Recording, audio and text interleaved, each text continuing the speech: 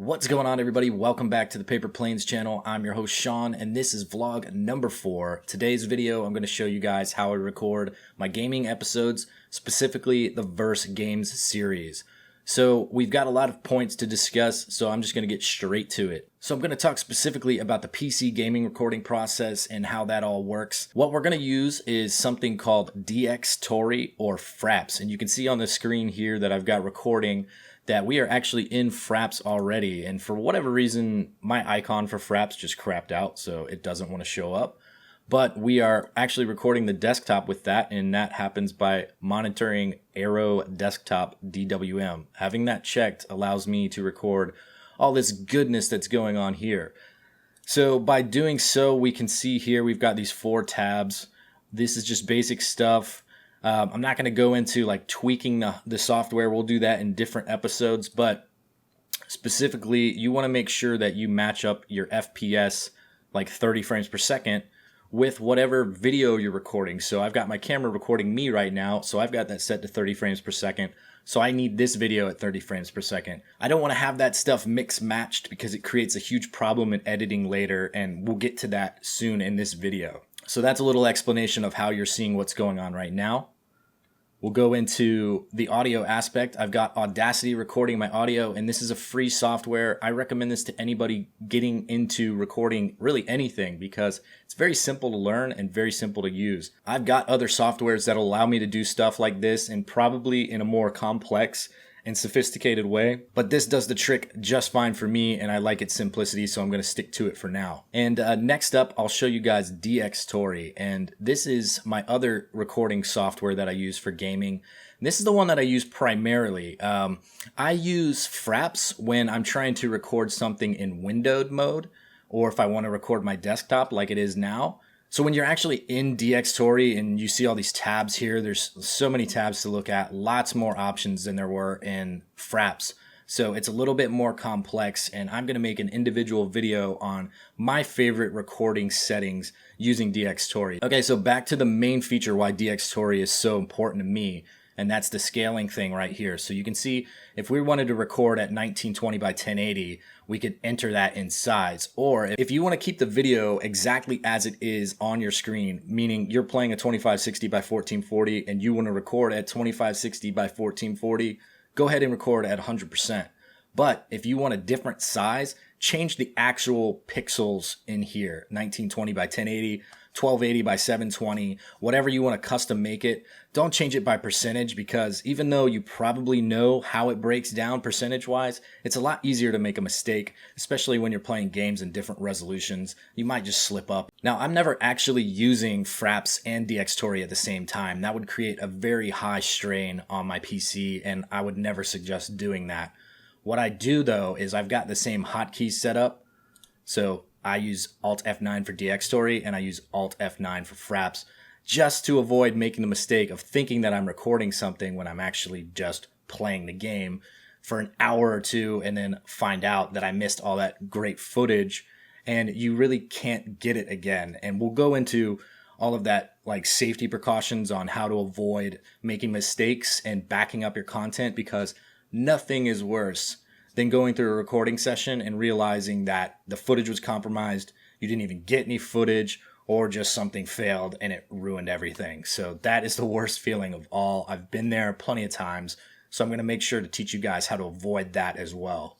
Okay, so we went over the recording process for gaming and also for audio. Now I want to get into a little bit of hardware setup as far as solid state drives, hard drives, etc., how we use those, and the best way to manipulate that kind of stuff. Okay, so you can see that I've got 3 hard drives set up. They're all 1 terabyte SSD drives, and I've got my operating system and any application that I'm going to install on the C drive.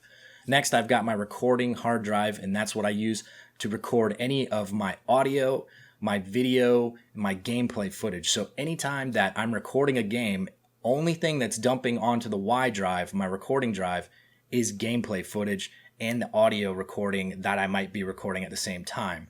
So the game that's playing in the background, the applications that's running in the background, the operating system, those are all on a different SSD. So it keeps all that speed and all that data transfer going as fast and as safe as it can on the separate drive.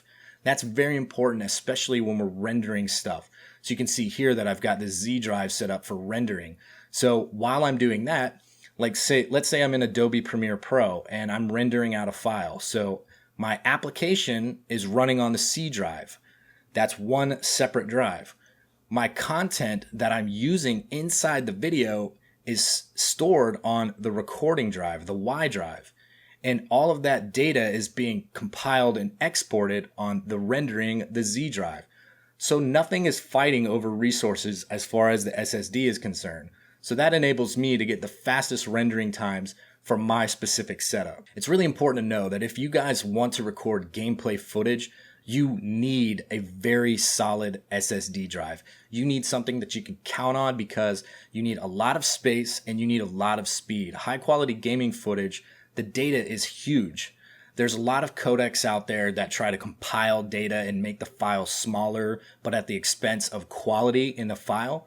So what you want to do as a creator is try to record at the best quality you can. Have the most lossless and raw file that you can possibly record, and then edit that down in the process and compress it in your own way. You don't want to start working with a compressed file because each time you compress it, you lose more and more data. Now I want to drag your attention to my server. This is made by Synology and it's connected to my network so I can access it throughout my house. I can access it from away when I'm on my phone or my laptop, whatever. It's just connected to the web. It's my own personal server. I love it.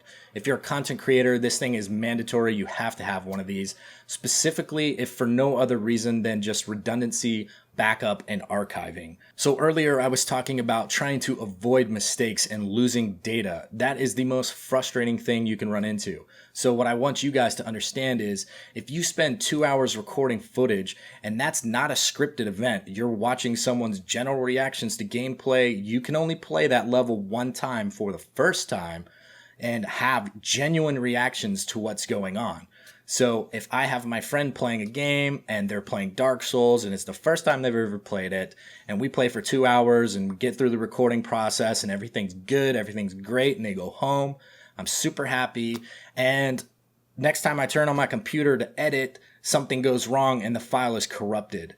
That can happen. You can do everything right and something can fail. And there's nothing that you can do about it except for prepare for the worst. And by doing that, we create copies, store backups on servers and things like that. So once I finished a recording session, I immediately dump the content into my server. So here you can see I've got the Dxtory folder and then a current project folder.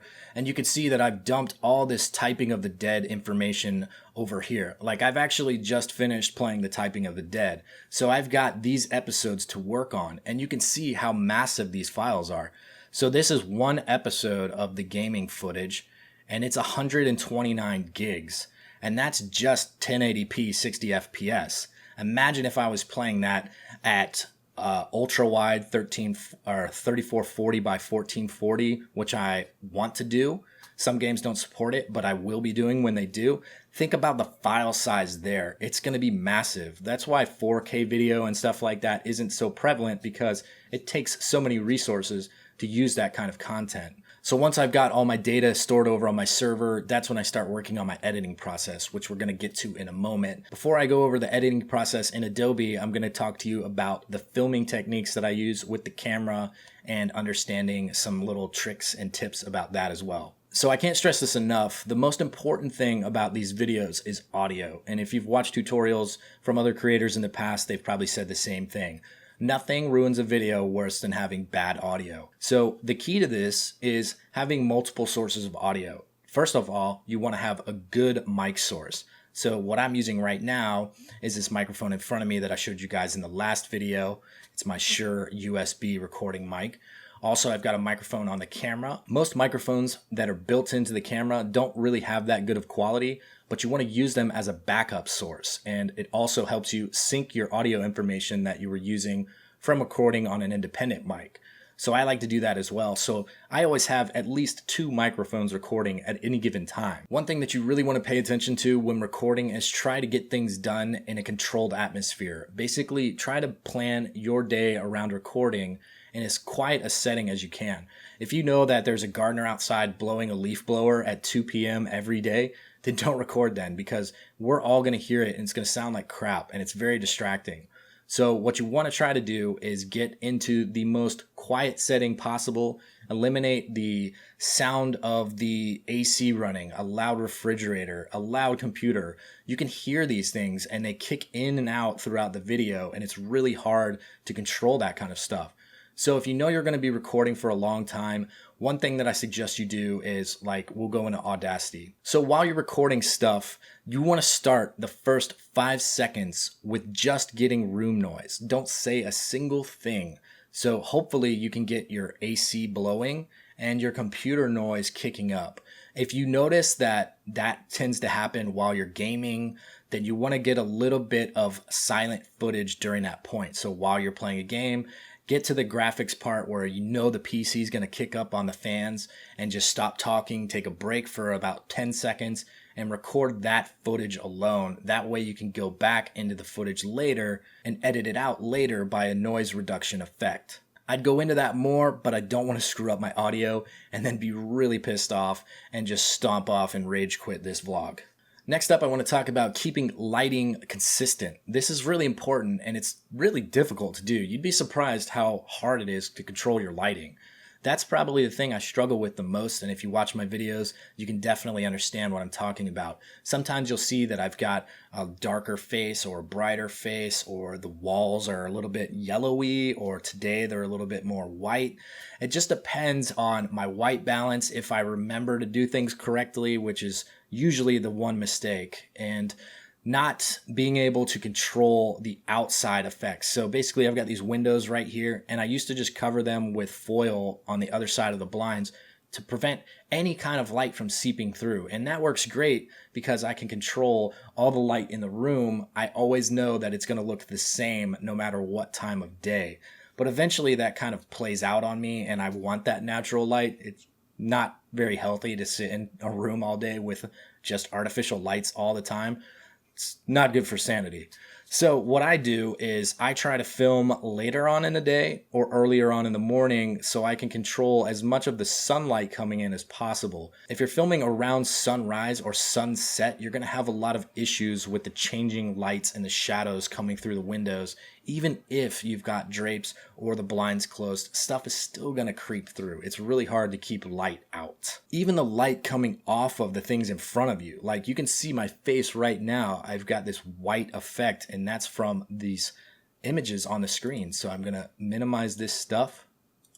And you can see here, now that I've got this like random backdrop here with all the lights and cityscape, you can see that my face looks a lot more natural now. So yeah, you really just want to make sure that you do your best to keep things in a controlled atmosphere. Limit outside noise, limit light seepage and things like that. Just focus on keeping things as controlled and in your power as possible. So the last thing I want to talk about with the camera specifically is make sure that you have your frame rate correct. So if you're recording 60 FPS gameplay footage, then make sure that your camera is recording at 60 FPS as well. You want things to sync up as easily as possible.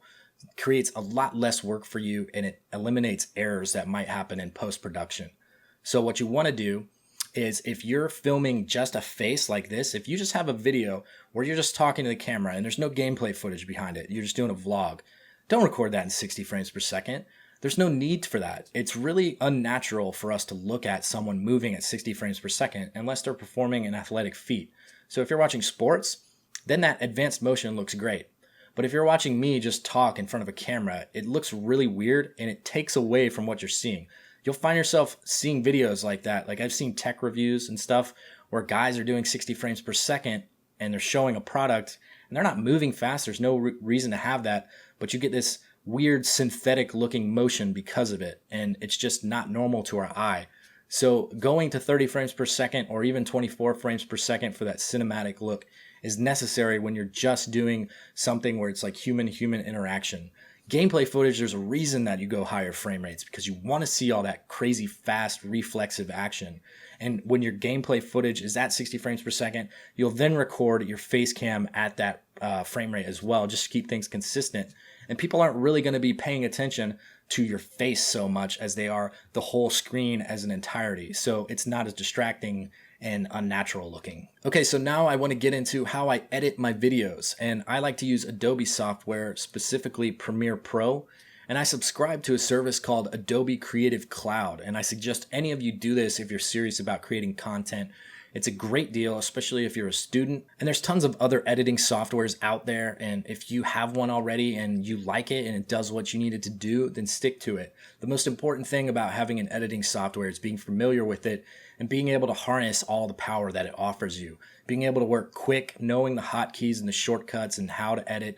All of that stuff saves you so much time. So if you are familiar with it and it helps your workflow go fast, then stick to that because there's no reason to change. So when I start a new project, I like to import the files in a sort of order that I know I'm going to be working on them.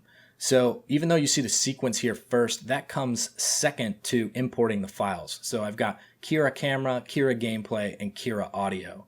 And these are the three main files that I use when I'm working on this edit. All these other files that you see here come in after. Once I've got things really fine-tuned, I start adding the little pieces to it. So the minute I drag over this footage into the sequence, that's when the sequence right here is created. And usually it'll drop in at this point. You'll see everything's moved around. So then I'll move the sequence up to the top left and I'll name it sequence. The sequence will always be the name of whatever the file is that you started working on first. So if I dropped Kira Camera onto the timeline before anything else was over there, it would just say Kira Camera, and it would the reason you would know it was a sequence is it would have this icon in the right corner. So that's when I name it sequence, just so I can be sure that I'm working on the sequence when I am and not something else. And that's most important when you go to render, because you want to highlight the sequence, go to File and Export and render this media, because otherwise you would just be exporting just this face cam footage if you had this highlighted and not all this editing work. And that can be a huge disaster if you've spent a lot of time editing and then you render out something that's a big file and maybe it takes an hour or two or even longer, and then you find out that you didn't render the right footage. That's extremely frustrating and a big waste of time. So that's why it's important for me to rename this immediately. That's the first thing I do. Okay, so after I drop Kira Camera into the timeline, I want to make sure that I swap out the audio connected to that file with the one that's from Kira Audio that I recorded from my mic independently, because that's the better quality. So I'll show you guys how this works real quick. I'll dump in Kira Camera over on the timeline, and I like to expand the audio track a little bit just so I can see the wavelengths. It makes pairing up with the other audio a lot easier. So you can see here that they look different. The spikes are different, they're offset, and that's because one started to record a little bit later than the other. So to match that up, you can do a little eyeball test. So what we're going to do is start expanding in, and we'll get closer and closer. And you want to center everything on that part just so you can get it as accurate as possible. And you can see there, that's pretty accurate. Now you want to look for a good spike. So here we've got a nice spike, nice clean spike, and we can focus in on that. And it's probably, that's as close as we're going to get it. See, that's one frame. Each time I move to the keyboard, left or right, that's one frame. So as long as there's nothing sticking on either side of this marker when you move it, then you know you've got it as close as you can. So now these audio files are synced up. So what I'm going to do is I'm going to unlink these two files, delete that completely, and drag this up. And when I drag it, I want to make sure that it hasn't changed in any direction further or back in the timeline. That way it's still at the exact same spot that I moved it. Then I'm going to shift click. That way I can connect both of these files together and link them. And now, just like the previous file was before I removed the audio, these two files are together and they act like an original recorded video and audio file. Okay, so now that we've got those two files successfully together, next what I would do is I would drop in the gameplay footage. And you can see here that I just put it on top of that file right there. And this is because I'm actually going to change the size of the gameplay footage itself. So I'm not going to edit Kira's camera, I'm going to edit Kira's gameplay footage. So what I do is I highlight that and I'm going to go to the effect controls, and I'll go to the motion control, and I'll just highlight that.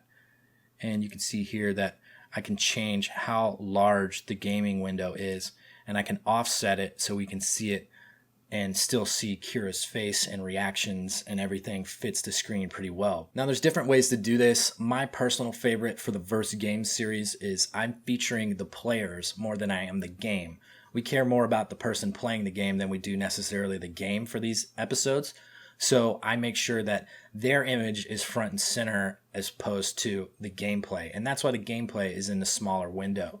Now I like having the gameplay at least 50%. I typically use the window at 55%. So we can see here, we can go to the scale and just type in 55. And then what I do is I kind of put it a little bit towards the corner. Depending on the video, I'm going to adjust the size of the gameplay footage. So there's no cookie cutter setup for this type of video for me, because each player has a different footprint in the video, and each time I take a little bit different angle. I like getting different looks, so it feels like you're seeing some different setting. So also what I do is I put a backdrop behind that Dark Souls box, and that is what you'll see this white box is for. So I'll drop that there, and you can see that's front and center now, and I need to drag the gameplay on top of it. And then what I do is I've got a 1920 by 1080 resolution white box here, and that makes it easy for me to change the scale of it and still keep it consistent with the shape of the Dark Souls content. So I know that the scale percentage of my 1920 by 1080 video for Dark Souls is at 55. So if I want a little edge that separates that video from the background, all I have to do is set this scale to 56, and then I can drag the motion over here and sync it up a little bit. And you can fine tune it however you like. Just make sure that the edge covers enough of what you want to see.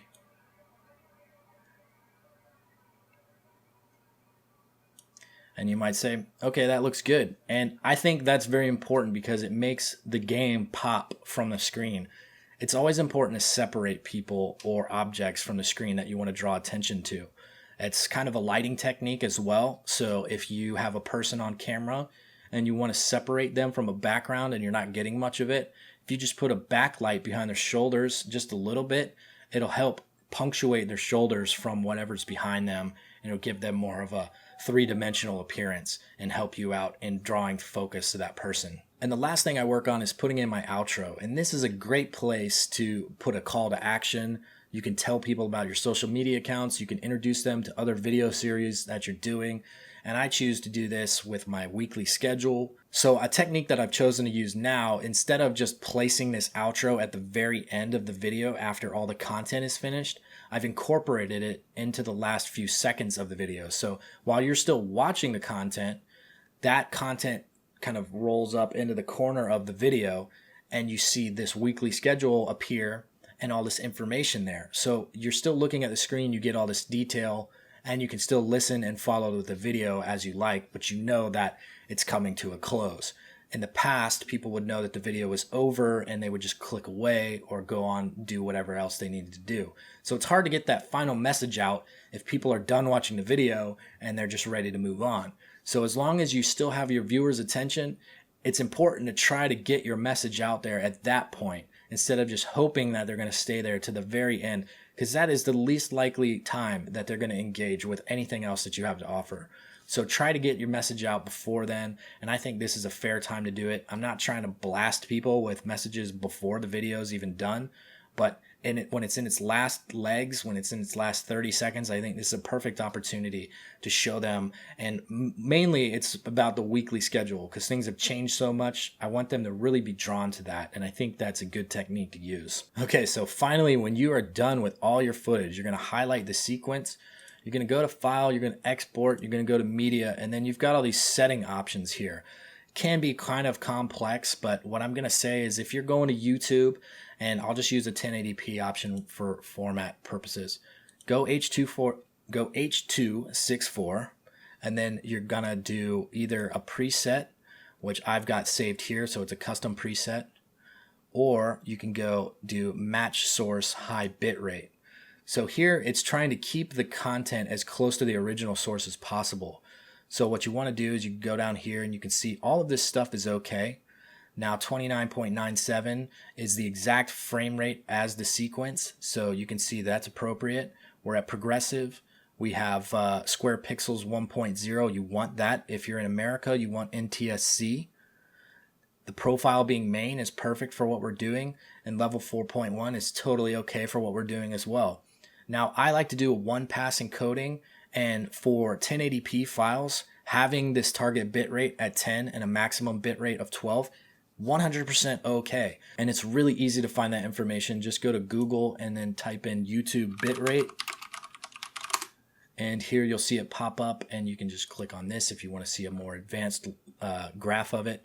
So down where it says bitrate, it gives you all these projected settings that you want to set up. So if you're exporting like we are in 1080p, and you know that we are filming at 30 frames per second, so that's a standard frame rate, it is requesting that you upload an 8 megabytes per second rendered file. With a 60 frames per second file, it would request that you upload a 12 megabytes per second file. So typically what I do is I know that I'm going to record a lot of things in 30 frames per second, some things in 24 frames per second, and also a lot of things in 60 frames per second. So I just make my default settings at the high end of the high frame rate. It's not going to hurt you, and it's not going to hurt your video to have those extra megabytes per second. But if it's too much, YouTube's just going to recompress it anyways.